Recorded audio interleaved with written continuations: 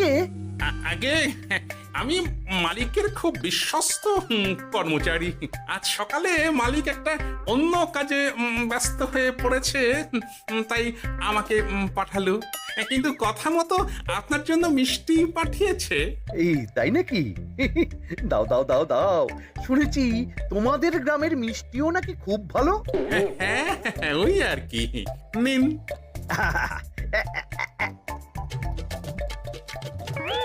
এই, ওরে বাবারে, ওরে বাবারে, মরে গেলাম রে, বাঁচাও! কেমন চলে গেল, লাগছে চলে গেল। মন্ত্রী মশাই? গোপাল, তুমি? ও মায়, আমি ছাড়বো না। এই যে গোপাল দাদু, আসল দোকানদার। এই, আসল দোকানদার? এই রে, এবার কি হবে? এই,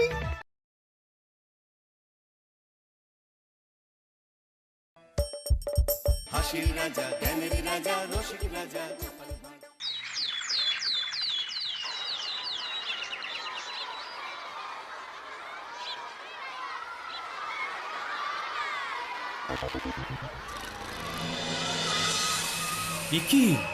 কি বিশৃঙ্খল অবস্থা! গোড়াতেই এত গলদ থাকলে পরে কি হবে? হ্যাঁ, না, ব্যাপারটা তো জানাতে হবে।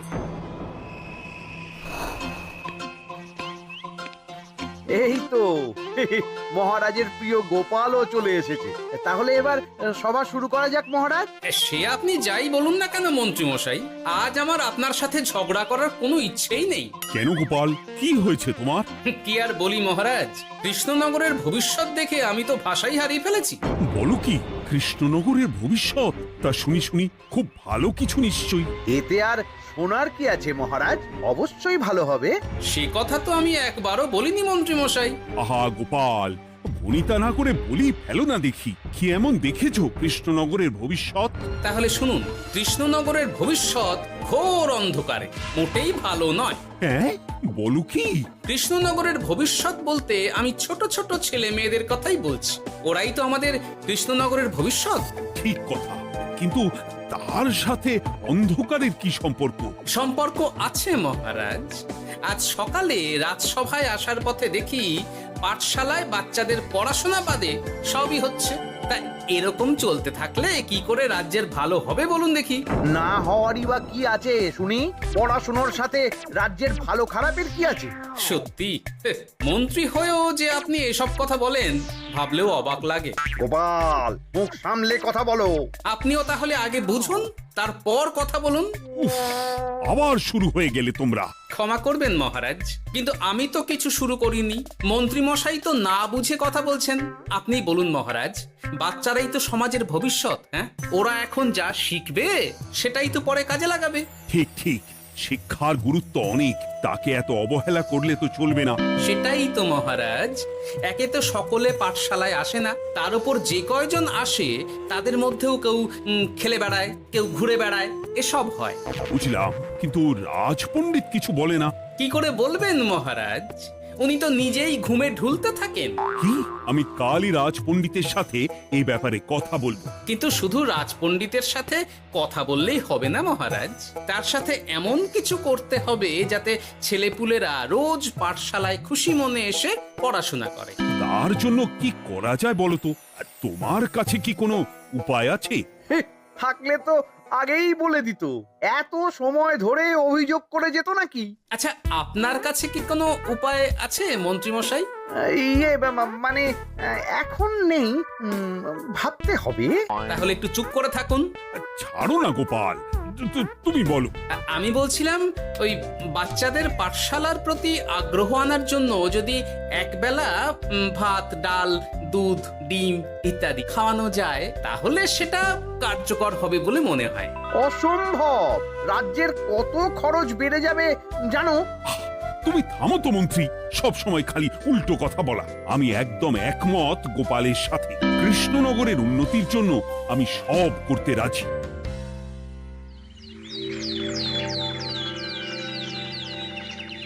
তোমার কিছু বলার আছে পণ্ডিত পাঠশালার এই অব্যবস্থার ব্যাপারে?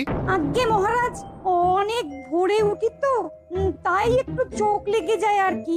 উফ, চোখ লাগারও আর সময় পেল না তোমার, পড়ানোর সময়ই চোখটা লাগতে হলো।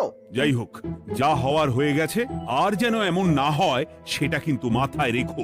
আজ্ঞে মহারাজ, কথা দিচ্ছি আর কোনোদিন পড়ানোর সময় ঘুমাবো না। বেশ, আর মন্ত্রী, তোমার উপর একটা দায়িত্ব আছে।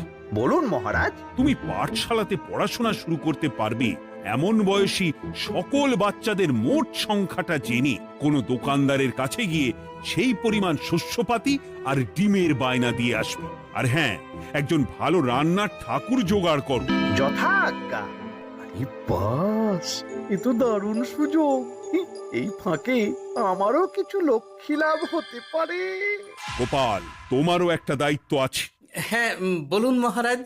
মন্ত্রী যে দোকানদারের কাছে সব জিনিসপত্র বায়না দেবে সেখান থেকে জিনিসপত্রগুলো নিয়ে তুমি রোজ পাঠশালায় পৌঁছে দেবে, কারণ এসব ব্যাপারে মন্ত্রীর ওপর আমার ভরসা নেই। ঠিক আছে মহারাজ।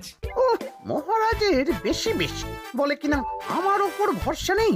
সব জোগাড় করব আমি, আর শেষ বাজিটা মারবে গোপাল। আরে না, ভালোই হলো। আমি যদি কিছু করিও তবু দোষ পড়বে গোপালেরই উপর।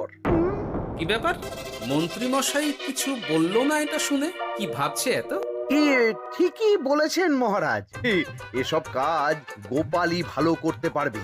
বাবা, ওভাবে কেন বলছো গোপাল? আমিও তো চাই কৃষ্ণনগরের ভালো হোক। বেশ, ভালো হলেই ভালো। শোনো ঠাকুর, তাহলে ওই কথাই রইলো। দেখো যেন কোনো ভুলচুক না হয়। ঠিকঠাক কাজ করলে ভালো বকশিস পাবে, কেমন? হুকুম, কোনো ভুল হবে না। পাথর ভেঙে এক বস্তা কাঁকড় আমি তৈরি করেই এনেছি, আর অর্ধেক দুধে অর্ধেক জল মেশানো আর ডিম সরানো, এই তো সব হয়ে যাবে। হ্যাঁ, তবে দেখো গোপাল যেন এর টের না পায়। না না হুকুম, তু গোপাল কেন, কাকপক্ষীও টের পাবে না।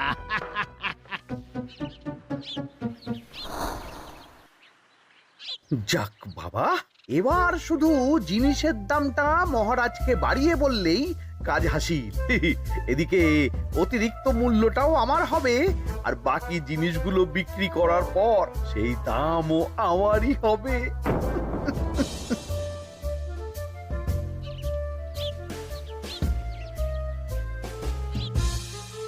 ওরে, কোথায় যাচ্ছিস সব তোরা? খেলতে যাচ্ছে গো গোপাল দাদু।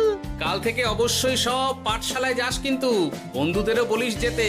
ভাত, ডিম, দুধ, আরো কত কি ভালো ভালো সব খাবার দেওয়া হবে রে। তাই ডিমও দেবে? হ্যাঁ রে, মহারাজ এই নতুন নিয়ম করেছেন। আমি নিজে গিয়ে জিনিসপত্র দিয়ে আসবো। কে মজা, আমি তো তাহলে রাত যাব পাঠশালা। আমিও যাব। বেশ দারুণ ব্যাপার হলো তো। এবার তো রোজ পাঠশালা যেতেই হবে। আচ্ছা বেশ, এবার চলি তাহলে।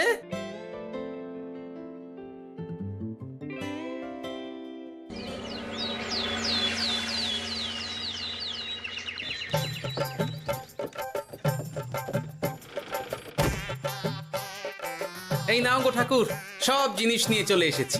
একবার মিলিয়ে নাও দেখি। ঠিক আছে গোপাল দাদা, এখনই সব দেখে নিচ্ছি।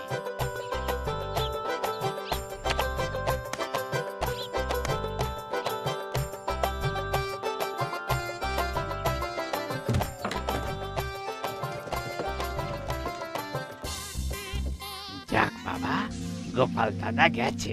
এবার মন্ত্রী মশাইয়ের কথা মতো সব করলেই কেল্লা ফতে।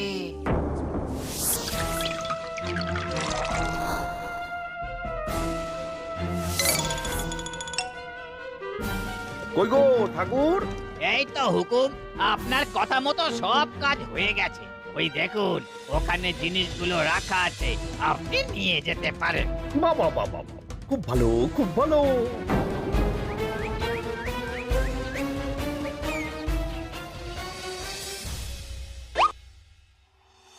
ও কি, অর্ধেক ডিম দিলে যে? বাকিটা কোথায়? কিসের বাকি?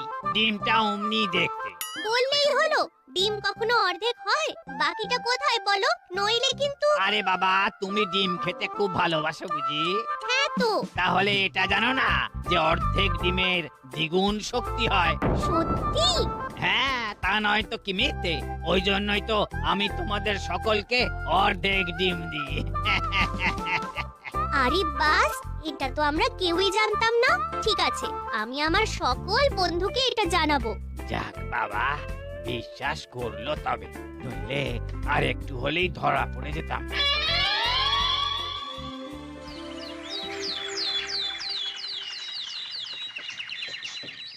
আরে রান্নার ঠাকুর কারোর সাথে কথা বলছে মনে হচ্ছে। পেছন থেকে দেখে তো মন্ত্রী মশাই বলে মনে হচ্ছে। একটু কাছে গিয়ে দেখি তো কি ব্যাপার।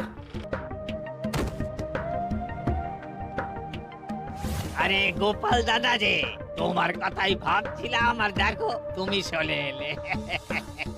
হুম, তুমি কি নিশ্চিত যে তুমি আমার কথাই ভাবছিলে? আমি তো তোমাকে কারোর একজনের সাথে কথা বলতে দেখলাম। এই, আবার মন্ত্রী মশাইকে দেখে ফেলেনি তো? কথাটা বেফাঁস হয়ে যাওয়ার আগেই আমাকে কথা ঘোরাতে হবে। কি গো বলো, এত কি ভাবছো? ইয়ে, না না, এতে ভাবার আর কি আছে? কেউ না কারোর সাথে কথা বলিনি। আমি তো একাই ছিলাম। তুমি বোধহয় ভুল দেখেছো। হ্যাঁ, ভুলই হবে। কি ব্যাপার, ঠাকুর এভাবে বলছে কেন? তাহলে কি সত্যি ভুল দেখলাম, নাকি অন্য কোনো ব্যাপার আছে? না, পরে দেখতে হচ্ছে। ঠিক আছে, এই আমি যাই গো। হ্যাঁ, অনেক কাজ আছে। না না না, ঠাকুর যতই বলুক না কেন, কেউ ছিল না সেখানে, তবু মনটা কেমন যেন খটকা লাগছে। যাই হোক, মনে হওয়া নিয়ে তো আর কিছু করা যাবে না। এখন যাই কাজে। তা মন্ত্রী, পাঠশালায় রোজ ভালো মানের আনাজপাতি যাচ্ছে তো? আগে হ্যাঁ মহারাজ, আমি তো ভালো মানেরই সব চাল ডালের বায়না দিয়েছি। কথা মতো তো সেগুলোই পাঠানোর কথা। তবে বাকিটা গোপাল জানে। মানে গোপাল জানে মানে ঠিক কি বলতে চাইছেন আপনি মন্ত্রী মশাই? না মানে জিনিসগুলো সব নিয়ে তো তুমিই যাও, তাই আর কি। সেটাও করতে হচ্ছে, কারণ মহারাজ আপনার উপর ভরসা করতে পারেন না। গোপাল, ঠিক আছে, আমি বুঝতে পেরেছি। মন্ত্রী, সপ্তাহে সপ্তাহে জিনিসের দাম মিটিয়ে দিচ্ছ তো? হ্যাঁ, আগের সপ্তাহের দাম মিটিয়ে দিয়েছি, কিন্তু পরেরটা বাকি। আর মহারাজ, বলছিলাম কি, পরের মাস থেকে জিনিসের দাম একটু বাড়তে পারে। কি হলো? মন্ত্রী মশাইয়ের এই ব্যাপারটা কেমন যেন লাগলো না, চোখে চোখে রাখতেই হবে।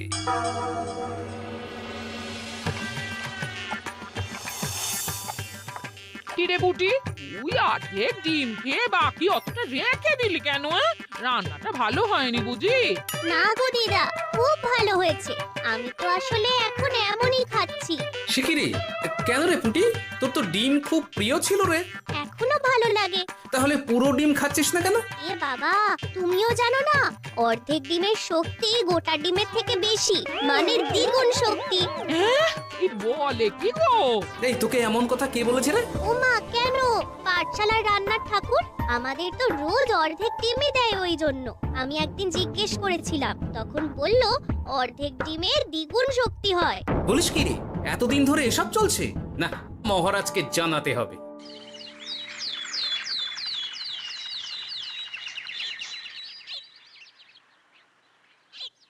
আরে গোপাল এত সকাল সকাল রাজবাড়ির দিকে যাচ্ছে কেন?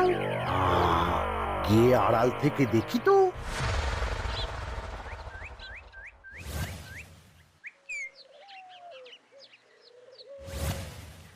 বলো গোপাল, কি হয়েছে? হঠাৎ কেন এভাবে একা দেখা করার কথা বললি? আসলে মহারাজ, আমি চাই না এই ব্যাপারটা মন্ত্রী মশাই জানুক, তাই একান্তে আপনার সাথে কথা বলতে চাই। কেন, কি হয়েছে সব খুলে বলো। তাহলে শুনুন মহারাজ।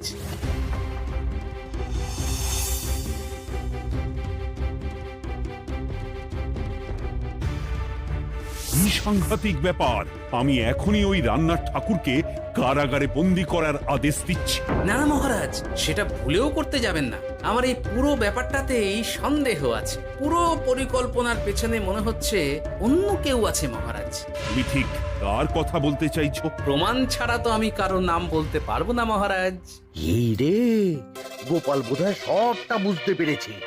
এবার কি করে নিজেকে বাঁচাই? কি করি?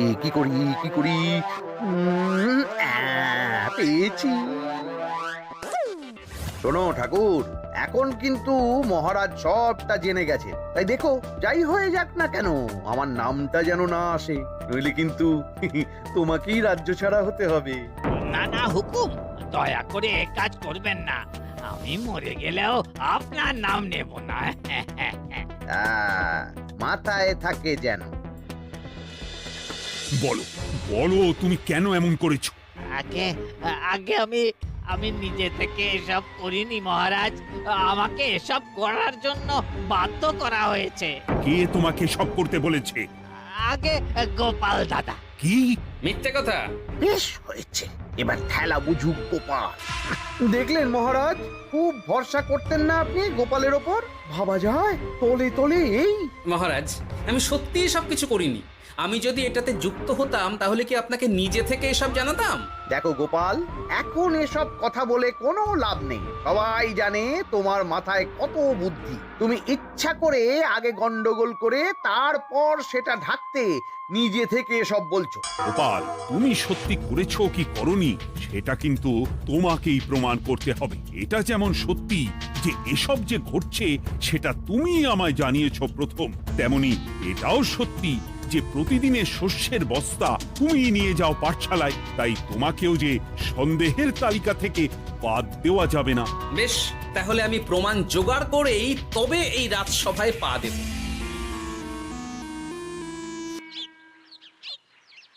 আজকের পরে আমি আরো নিশ্চিত যে এসবের পিছনে মন্ত্রীমশাই যুক্ত আছে। এবার শুধু ওনাকে হাতে নাতে ধরার ব্যবস্থা করতে হবে। ও কি দাদু, তুমি এই সময় বাড়ি ফিরছো?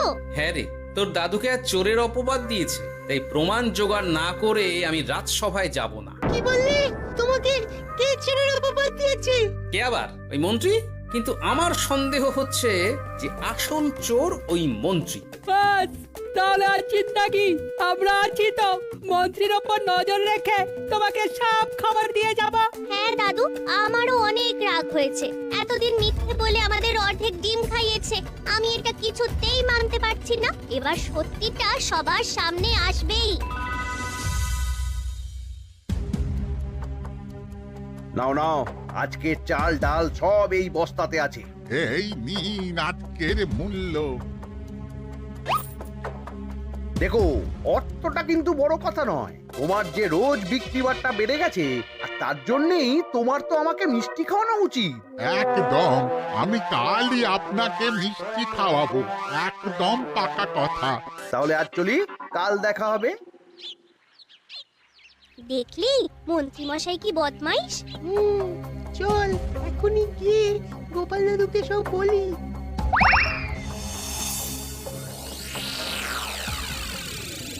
তাহলে এটাই হলো আসল ব্যাপার। খাওয়াচ্ছি ওকে মিষ্টি।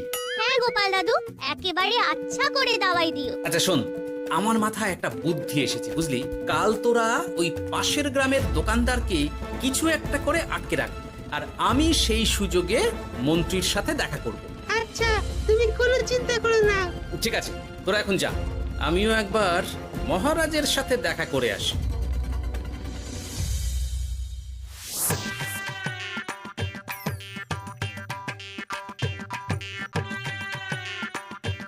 আসতে পারি মহারাজ?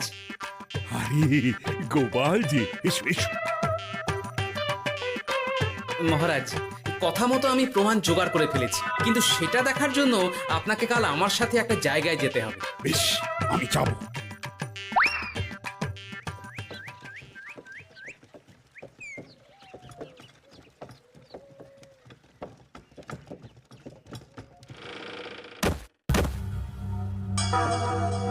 এই কি, তুমি কে?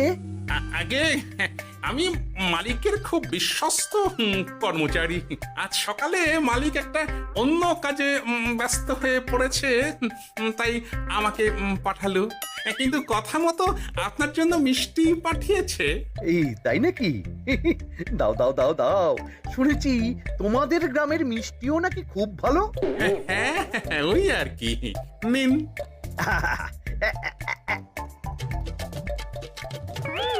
এই, ওরে বাবারে, ওরে বাবারে, মরে গেলাম রে, বাঁচাও। কেমন চলে গেল, লাগছে চলে গেল। মন্ত্রী মশাই? গোপাল, তুমি? তোমায় আমি ছাড়বো না। এই যে গোপাল দাদু, আসল দোকানদার। এই, আসল দোকানদার? এই রে, এবার কি হবে? এই, আমার কি আর কিছু বলার আছে মন্ত্রী? তোমার সব কর্মকাণ্ড আমাদের কাছে ফাঁস হয়ে গেছে। তোমার সাহস কি করে হয় কৃষ্ণনগরের ভবিষ্যতের সাথে এমন করার? ক্ষমা করে দিন মহারাজ, আর হবে না, ক্ষমা করে দিন। না না না না, শাস্তি তো তোমাকে পেতেই হবে। সেপাই, আজ থেকে মন্ত্রীকে রোজ সকালে 100 বার বেতের বাড়ি ও অর্ধেক খাবার দেওয়া হবে। অর্ধেক খাবার? কেন জানেন না? অর্ধেক খেলে দ্বিগুণ শক্তি বাড়ে। ওরে বাবা গো, আমার আমার আমার মাথা ঘুরছে।